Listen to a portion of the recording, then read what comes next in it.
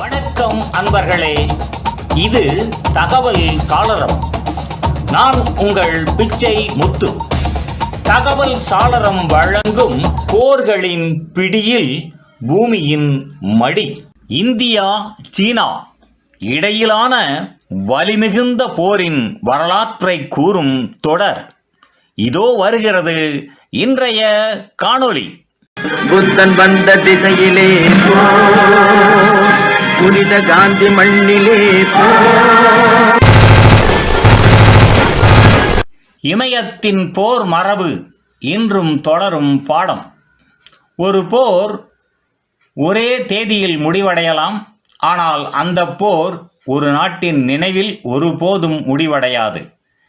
1962 இந்தியாவுக்கு அப்படிப்பட்ட ஒரு நினைவு. போர் முடிந்தது, வரலாறு தொடர்ந்தது.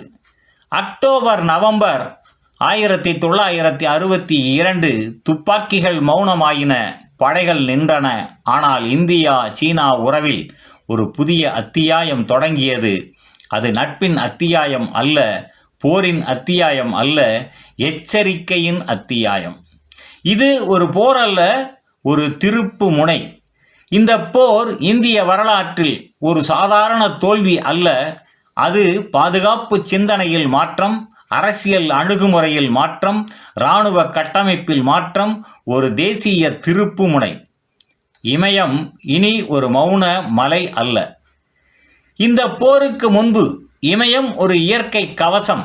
ஆனால் போருக்கு பின்பு இது ஒரு நிரந்தர கவனப்பகுதி. இன்றும் கண்காணிப்பு, முகாம்கள், ரோந்துகள், தயாரிப்பு. இமயம் ஒரு மலை அல்ல, ஒரு நினைவு ஊட்டல். லைன் ஆஃப் ஆக்சுவல் கண்ட்ரோல், தீராத கோடு. LAC ஒரு சட்டபூர்வ எல்லை அல்ல, ஆனால் ஒரு அரசியல் உண்மை. இந்த கோடு மோதல்களை உருவாக்குகின்றது, உரையாடல்களை கட்டாயப்படுத்துகிறது, இரு நாடுகளையும் எச்சரிக்கையுடன் வைத்திருக்கின்றது. இந்த போரின் போது இந்த கோட்டை உலகுக்கு அறிமுகப்படுத்தியது இந்தியாவின் மாற்றப்பட்ட முகம். 1962க்கு பின்பு இந்தியா போரை நாடும் நாடாக எப்போதும் இல்லை, ஆனால் போருக்கு தயாரான தேசமாக மாறியிருக்கின்றது. நவீன இராணுவம், மலைப்போர் திறன், உளவுத்துறை வலிமை, உடனடி பதில் திறன். இந்த மாற்றங்கள் ஒரு தோல்வியின் விளைவு. சீனா ஒரு நிரந்தர சவால். சீனா இந்தியாவின் நிரந்தர எதிரி அல்ல, ஆனால் நிரந்தர சவால். 1962 இந்தியாவுக்கு ஒரு விஷயத்தை கற்றுத்தந்தது. உரையாடல் அவசியம், ஆனால் விழிப்பு அதைவிட முக்கியம். தலைமுறைகளுக்கான பாடம். இந்த போர் 1962 பிறந்தவர்களுக்கு மட்டுமல்ல, அதற்கு பிறகு பிறந்த அனைவருக்கும். ஏனெனில் வரலாறு மறக்கப்பட்டால் அது மீண்டும் நடக்கும், பாடம் கற்றால் அது வழிகாட்டும். இந்த போர் இரண்டையும் சொல்கின்றது. தேசத்தின் மனசாட்சி. நார்த் ஈஸ்ட் ஃப்ரான்டியர் ஏரியா மற்றும் லடாக், அக்சை சென், இந்த பெயர்கள் வரைபடத்தில் மட்டும் அல்ல, தேசத்தின் மனசாட்சியில். அங்கே வீரத்தின் குரல், தியாகத்தின் நினைவு, எச்சரிக்கையின் சத்தம் இன்றும் ஒலித்து கொண்டே இருக்கின்றது. இன்றைய உலகம் நேற்றின் நிழலில்.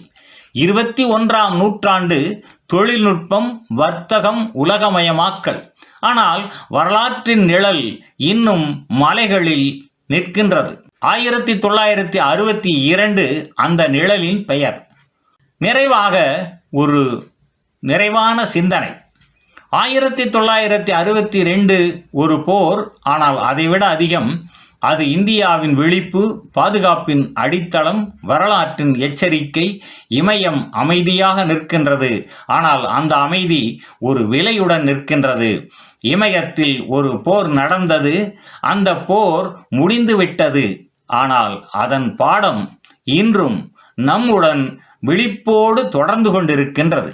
நன்று நண்பர்களே, இந்த தொடரின் பிறிதொரு காணொளியில் மீண்டும் சந்திப்போம்.